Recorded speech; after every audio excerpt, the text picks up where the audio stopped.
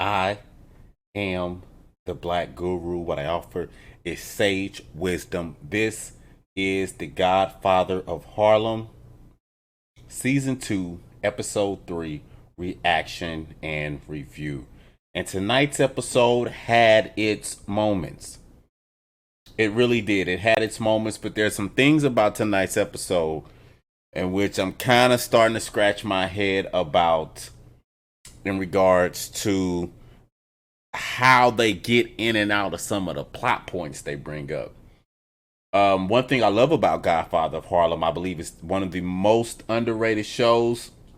I think if it was on a bigger network or a bigger platform, Amazon, HBO Max, Netflix, it'll be a much more talked about, much more popular show. And I wish that for Godfather of Harlem, the acting was amazing. We'll talk about that more on tonight.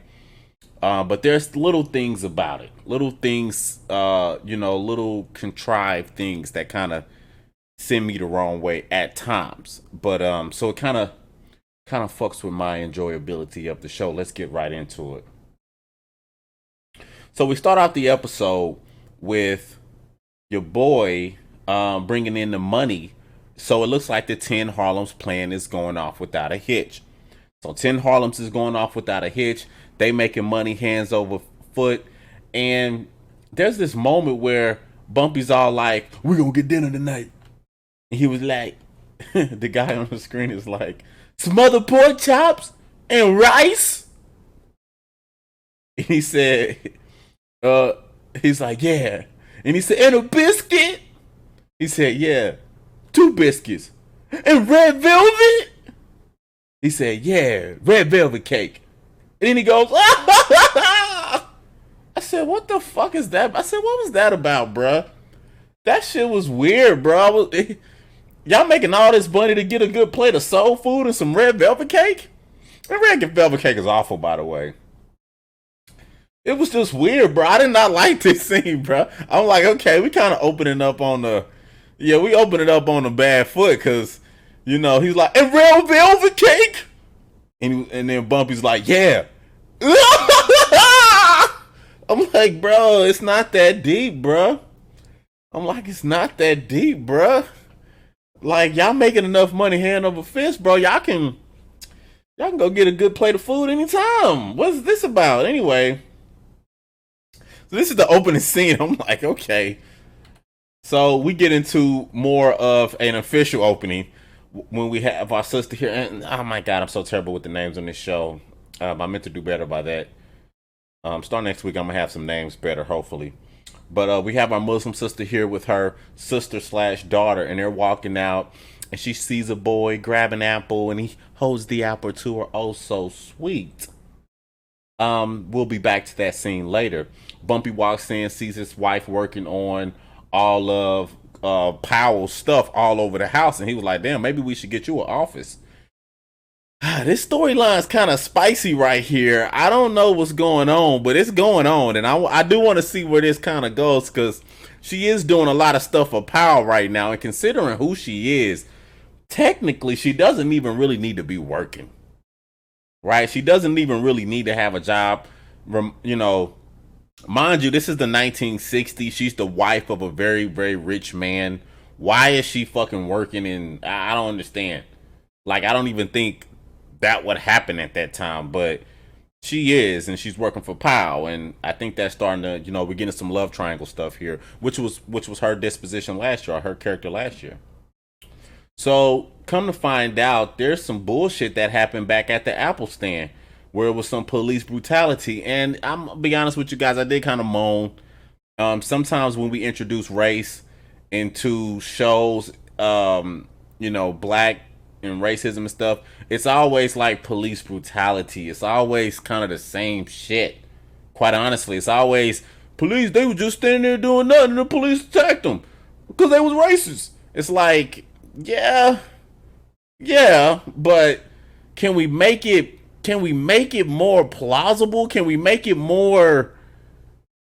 I don't know. Can we tell a better story with the shit? Because it's one note, and I don't like one note across all different sorts of dramas. But anyway, come to find out, she got her, it was some ass whooping going on. It was some ass whooping going on. They got old Cecil, the Shushan boy.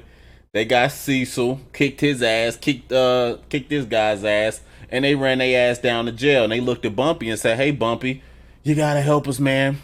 So Bumpy's on the case. He's got to fight the good fight now.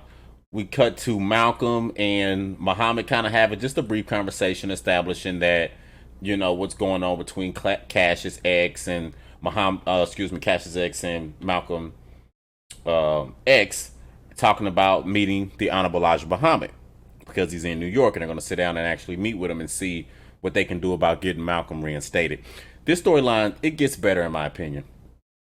We had a lot of titties on tonight. We had a lot of toplessness on tonight. We had a lot of white titties on tonight's show.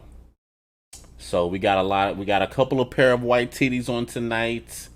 Truth be told, did nothing for me. If we're gonna see some titties, can we really see some titties? But we did get some titties on tonight, I guess. But more importantly than that, we have your boy who shot Teddy from last season. He's back in Harlem now. And he's coming up with oranges, and he's got this plan about, man, we can start making these little porn videos and putting them out and making money off that. And Chin's all like, I don't really know about all that. I don't really get into all that shit. But hey, bro, if that's what you're going to do, whatever, bro. Like, no biggie. So he's back in town. And this is what I was alluding to earlier. Chin forces the young homie and the guy who shot Teddy to work together on this porn project. And that's what I mean by it's kind of contrived how they pair people together. They just kind of smash people together. It's not really organic. He's just like, oh, you two work on this. He was like, if I can work with Bumpy, y'all can't squash this. It's like, really, you shouldn't really be working with Bumpy, quite honestly. And I'll talk more about that in a second. So it's just kind of, for me, it's just kind of some of these uncommon bedfellow pairings are not built on top of strong foundations, which kind of takes me out of it, just a taste. Bumpy marched down to the police station trying to get answers for the shit that happened at the quote-unquote riot at the Apple stand, and we meet these racist cops. And again, the racist cops are like Klansmen racist. Like they never understand like the subtleties of racism. It's always like Klan member stuff. Like it's either you're a good white guy or you're a fucking Klan member. There's no in between. It's like, can we put some nuance in some of this? So they're calling them N-words and they're doing all this stuff, and Bumpy goes down and they beat the brakes off old Cecil, man. They beat the brakes off old Cecil. Police brutality, man. Fuck the police coming straight from the underground. A young nigga got it bad cause I'm brown and not the other color, so police think they have the authority to kill a minority. Sorry, y'all, that's a natural reaction for me. For those who do not know, I am the Black Guru. What I offer is sage wisdom. Follow the Black Guru if you don't already, and keep those hearts flying. I have NWA Tourette's. Any given time of the day, I might just start rapping some NWA out of nowhere. Cruising down the street, and I'm just playing, y'all. Okay, I'm gonna stop being silly. Okay. Anyway, they beat the brakes off old Cecil, man. They beat the brakes off old Cecil. And he's not looking too good, and his condition is getting worse by the moment. And Bumpy's all like, man, we need to get him some help, bro, because if he dies, this is on you. Cecil's a pretty, innocent man, hardworking man, go out there shining shoes. So he doesn't deserve to die at the hands of police brutality. And Bumpy's like, hey, man, if y'all don't get this shit right, this shit's on you. He tells the cop that. And the cop wasn't really intimidated by his threat, but Bumpy was very serious about it. So we cut to this scene, and boy, if you guys could have heard me fucking groan when I seen this. I said, oh my God, more of her and her condition and how she feels about what happened. We're 3 episodes into season 2, baby girl. Fuck that shit that happened last season with your little boyfriend. Teddy was a cool guy. He couldn't have been that cool. So I rolled I think I went and got some water. I took a piss. I took the clothes out the washer, put them in the dryer when this part came on. I'm just so over her. Until we get a little turn of events with her this episode, which was a bit intriguing. We cut to the Honorable Elijah Muhammad. He meets with Malcolm X. Basically tells Malcolm, hey, bro, you can come back if you cut all the political stuff. I don't want you talking on politics. Brother Malcolm's like, hell, I mean, how we going to help the black people if we don't talk politics? But Elijah Muhammad's basically saying we can do more good. And from Elijah's perspective, we can do more good kind of staying out of that realm and doing other stuff. But Malcolm X doesn't want to hear it. So this is what I'm saying here. This was got me a little bit perturbed. We cut to a scene and Powell is in there talking to Bumpy's wife. And it just looks bad. And Bumpy walks in and they kind of give each other looks. And she's just, he's standing up in front of her and she's sitting there and it just don't look too good when Bumpy walks in. And they cut eyes at each other. I don't know, but this shit right here, But I forget what this scene. Hey, what's up, Dumbo? I forget what this scene is even about. But the only thing I remember about this scene was the fact that he walked in on those two, and they were looking kind of funny style. I forget I think he requested help in handling the situation with the police. And what Clayton Powell was saying was basically if it was a federal matter, I would have more leverage. But since it's kind of a local thing, I really just can't, I can't get nothing done. So Bumpy's like, well, shit, well, we gonna get something done one way or another. So we cut back to your girl here. And again, me, I'm yawning and I'm about ready to go to sleep every time I see her ass. But something interesting happened. She said, you know what? I'm going to kill that motherfucker. She basically said, you know what? I'm going to kill his ass. She said, I'm not trying to kill myself. I'm over all of that grievance shit. I'm about to smoke him. And your boy was like, your boy with the red jacket, he's all like, well, I mean, what you mean? You ain't no killer. You can't just smoke somebody. She said, my dad is. She said, I am the daughter of a damn mob boss. Shit, I got the stomach to shoot a motherfucker. So she decided straight up and down she was about to pop this dude. And finally I sat up in my chair. Finally I said, what's up, Butch? Yeah, that turn was nice.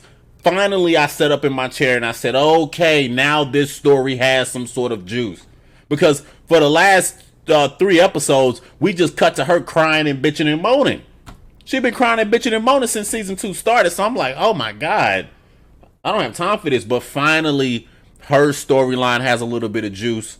So it became a bit interesting. And she's got that look on her face, man. And she's ready she looked like she can smoke a motherfucker. I said, all right, girl, you gonna smoke his ass. But, it's a big decision to make. We cut to this here where Bumpy is basically asking Chin, hey, Chin, how about you, kick him down some more money so he can, get off, kick him being a police officer because Bumpy is looking for help with the situation at the police office. He's like, bro, I got $2,000, man. Kick it down to him so, he act right. Chin's like, I can't do it, man. He was like, why? Because think you're going to be a nigga lover? He's like, well, nah, it's just something I can't really do or whatever. Like I say, I like this pairing of these two supposed enemies kind of working together as they work through things. But I feel like they trampled on Chin's character to do it. It's like the Chin that's in front of us now is not the season 1 Chin. And I like Chin. He was probably one of my favorite characters on the show. He kind of really solidifies the white Italian side of the story. He kind of brings it together. He's a good actor and everything. So it's just the fact that he's just kind of not himself right now. We get round 2 of this conversation between Bumpy's wife and his daughter about the girl in the white, the Muslim girl's actual daughter. And it was an interesting scene because she said, hey, when we were out there at that Apple stand, that girl clinched on to me and started saying, "Mommy, mommy." She was calling out for her mommy, and I wanted to say, "I'm right here." I was like, "Ooh, that's got to be tough." To where there's some shit going on. Your daughter is clinching on to you, talking about mommy, mommy, but you keeping a secret that that's really your daughter. So she couldn't. She had to play the role of big sister and not the actual mother that she was. But then Bumpy's wife had a rebuttal. She said, "Well, if you so gung ho about this shit, walk in there right now and tell her. Walk in there and tell her you were on drugs for 10 years, and you couldn't raise the kid, and you couldn't handle it, and you really her mom. Go tell her right now, since you so fucked up about it." And then she was like, "Man, yeah, I can't really tell her right now," so she kind of backed off of it. This shit is getting spicy. This is one of my other storylines. I want to see what happened because this is kind of spicy too. Exactly right. Ten's character suffered for the partnership. Yeah, definitely. So we get this moment here. I think the most significant thing about this scene is the fact that, she talked about sins, and I guess, she was like, "Well, if I'm gonna go to hell, shit, my dad gonna go to hell. I'm gonna go to hell. We all going to hell. I'm about to kill this motherfucker. You can get out of my face, pastor." Basically, this is what I got from this scene. You can get up out of my face. I'm going to hell. My dad going to hell, and pastor, your ass might be going to hell too. That's what I got from this scene here. But it just showed her resolve as far as going through with her plan to kill the guy who killed Teddy. We see, Chen sits down with the police chief. He's like, "Hey man, why don't you let Cecil and them out, man? And the police chief's like, "Wow, why you care about a bunch of niggas for? I mean, what's going on?" He said, "Hell, if I call medical attention for every busted up nigga that come in, I have to call the place St. Mary's." I don't know who wrote that line, but it's pretty good. Chen's like, just come on, man. And then he said, "Oh, I figured it out. You working with Bumpy. Because Bumpy came down earlier today talking about let him out and he need medical attention. So if you working with Bumpy, okay, y'all the one been flooding all this dope. I'm gonna need to give me some more money up out of Bumpy too." And he said, "Good day, sir," and he left. So Chen really couldn't put no strings on that end of the thing. Like I said, we got some more titties. These pair of white titties was better than the last titties we got. But we got a couple of pairs of white titties tonight. These were better than the last.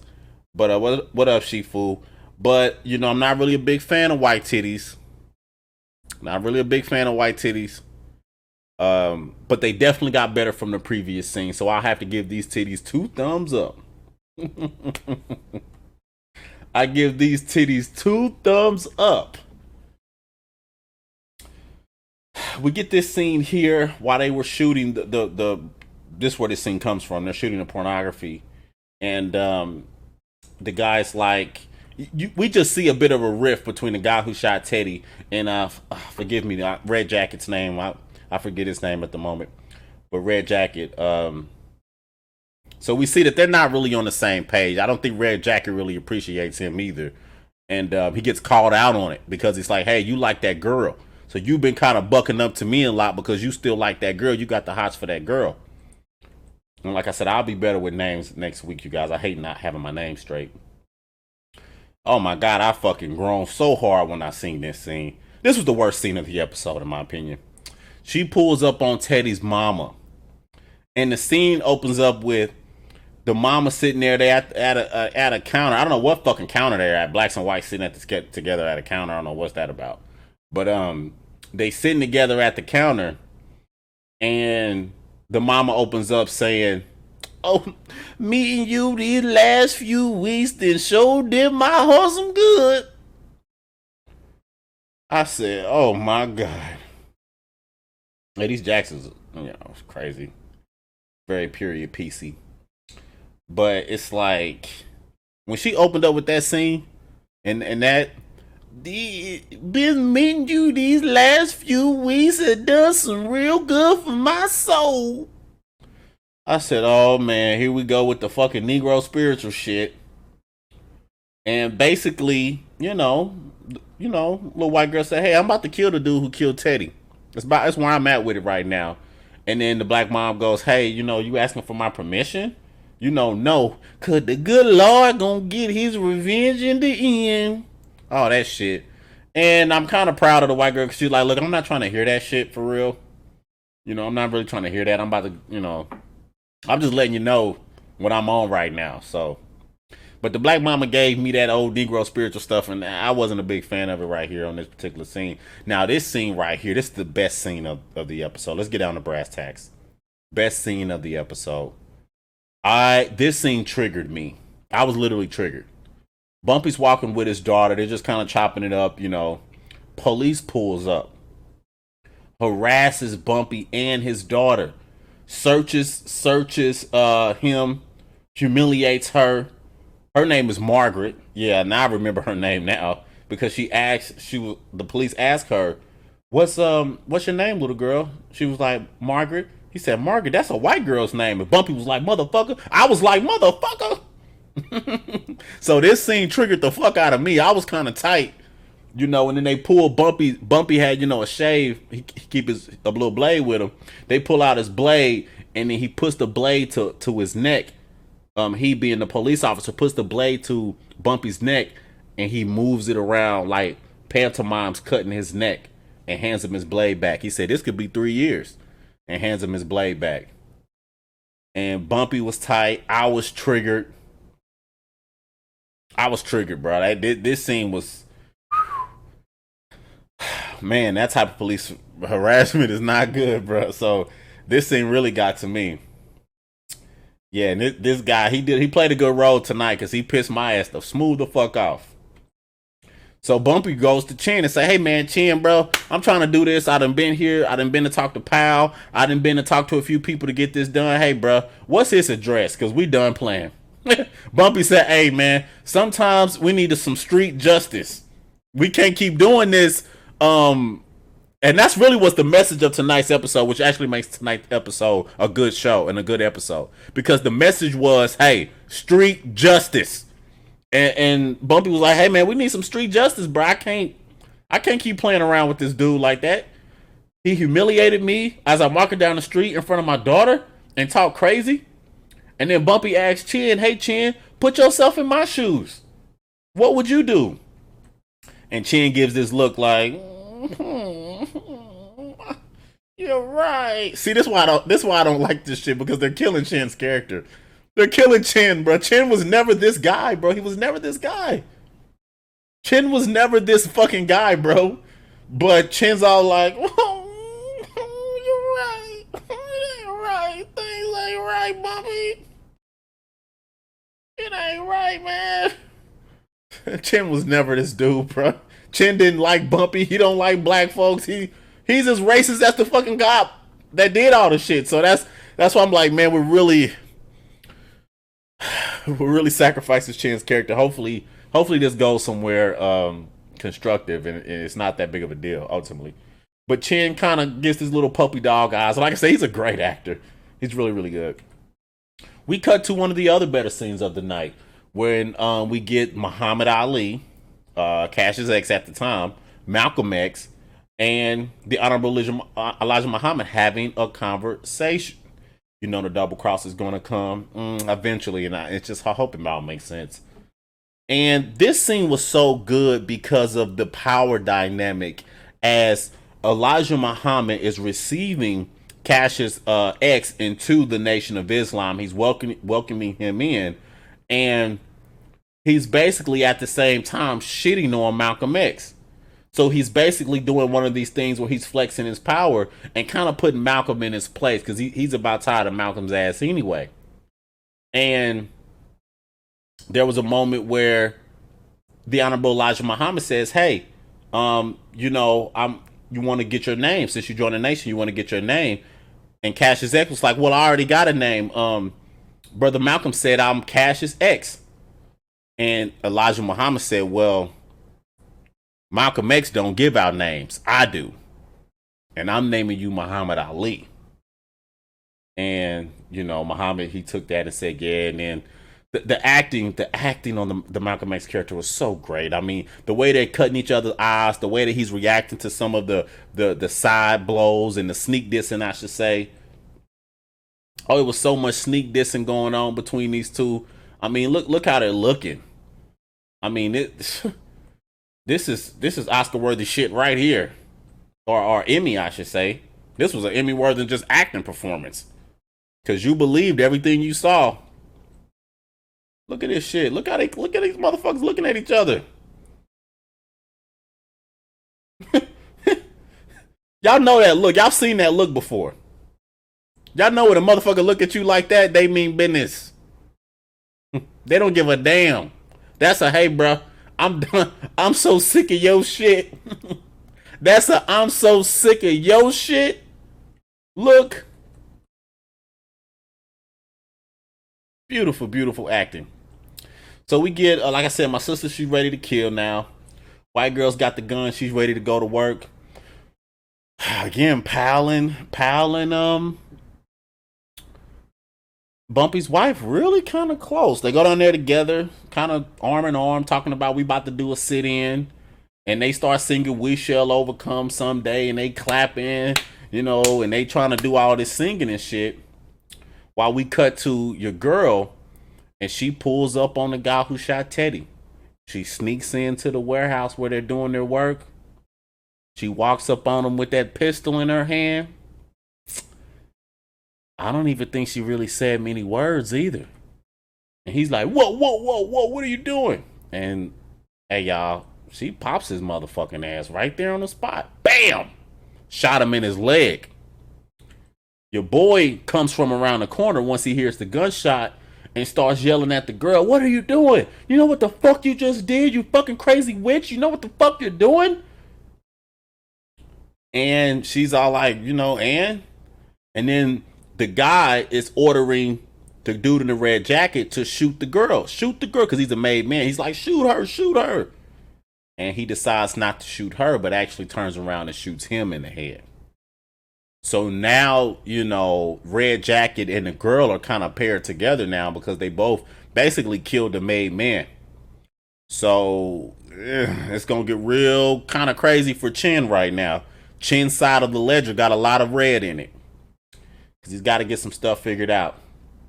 We cut back to the police station. Bumpy and Malcolm show up. So enough of all of the we will overcome shit. Bumpy and Malcolm show up and they hand the chief a letter.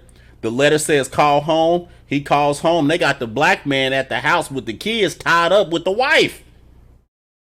And they said, yeah, we just here to babysit, until you get that Cecil shit figured out down there. The chief hears this shit. He's like, man, fuck. So then, next thing you know, hey, Cecil's out. Bing, bam, boom. Cecil's out. He's getting medical attention. He's going to be fine.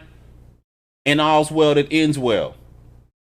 There's a great line at the end where Pal's all like, peaceful protesting seemed to work.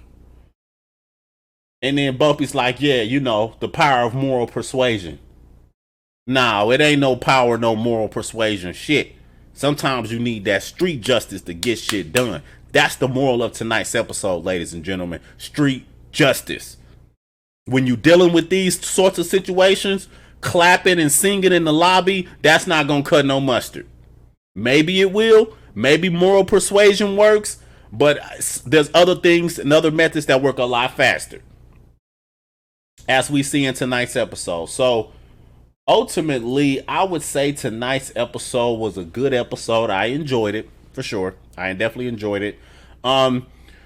It had its little moments for me where I was like, like I say, sometimes how they get some of these people in and out of their situations are kind of contrived. It's not flowing like a whole. It's like they're characters on a show, and they kind of move them around wherever they want them to be to tell the stories. The stories they tell once they move them in place are pretty good, but how they move is very kind of contrived. It doesn't seem to follow any sort of overarching flowing storyline, but it is what it is. I still say it's a good show. I've enjoyed it so far. They're touching on things. What makes Godfather of Harlem really good is that they touch on things that we haven't really seen touched on in television, like in tonight's episode, street justice. Normally we get we shall not overcome, or we shall overcome, and non-violence is the answer when we deal with some of this police brutality stuff. And there's always a good cop when there's a bad cop. They do some cliche stuff with that police brutality storytelling. But in tonight's episode, we got street justice. And normally, if we're just going to talk about television and stereotypes, normally when it comes to race and TV and black male stereotypes and racism, the black people never solve their own problems. That's one thing. That's like one unwritten rule of race and racism, is that the black person, or the black people who are experiencing the racism, are not the ones to solve the problem. There's always some other force that comes along to help solve the problem, whatever that other force may be. And in some of these shows, it'd be otherworldly forces, it'd be aliens and shit. But Lovecraft Country.